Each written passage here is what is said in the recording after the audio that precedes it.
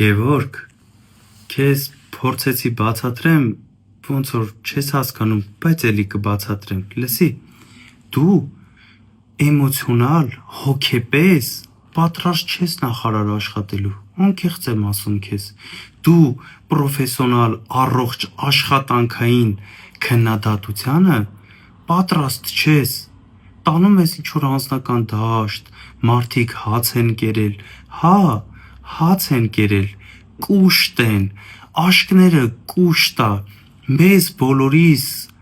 կուշտ ղեկավար ա պետք, որ մեր մնացած բոլոր հայրենակիցներն էլ կուշտ լնեն,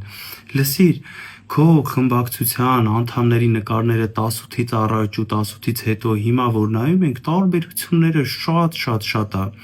դու որ մտել էիր ՀՀԿ, մտար, հելար, երևի մի բան չստացվեց, հետո մտար ՔՊ, չկշտացար, հետո ՔՊ-ում ուրիշ տեղ մտար, դարար նախարար, չեք կշտանում, ոնց որ երևում ա դուք դեռ չեք կշտանում, լսի, բան ու գործը թողած, առավոտի ծիրիկուն վիդեոներ ես նկարում, դու սուպերմարկետի գները տեսել ես, գնա գործովդ գոնե զբաղվի, լսիր, դու